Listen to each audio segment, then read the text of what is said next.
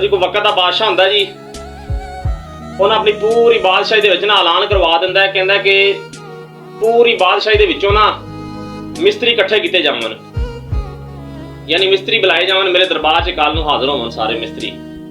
मैं एक महल तैयार कराना चाहना, लेकिन मेरी शर्त यह वे कि महल हुंदे ने जमीन तो उपर, यानी जमीन तो बनते ने महल तां नूं, लेकिन मैं उपरों महल नीचे बनाना चाहना।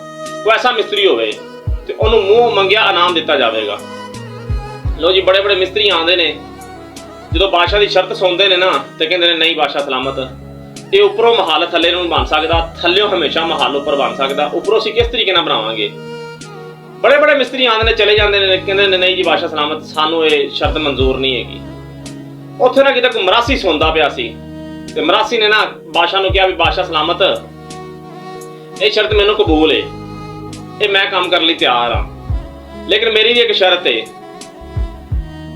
इट्टां ते सीमेंट तुसीं फड़ाना है उपर नूं, यानी उपर पहुंचाना है, ते मिस्त्री लियाना मेरा काम है। मिस्त्री आ जाएगा। बादशाह कहता ठीक है भी तू मिस्त्री लिया, इट्टां ते सीमेंट असीं पहुंचा लांगे उत्ते, यानी उपरों महल नीचे बनना थल्ले नूं बनना सी। हमेशा महल बनते ने जमीन तो उपर नूं, लेकिन बादशाह की शर्त यह सी कि हवा दे विचों थल्ले नूं आवे महल।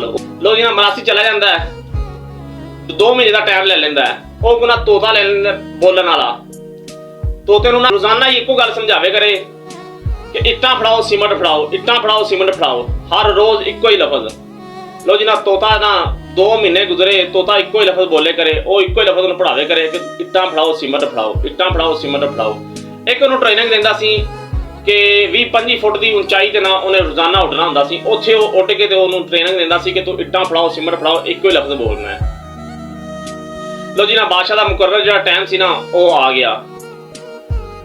बादशाह ने सुनिया भेजा भी मरासी आ तेरा टाइम पूरा हो गया है।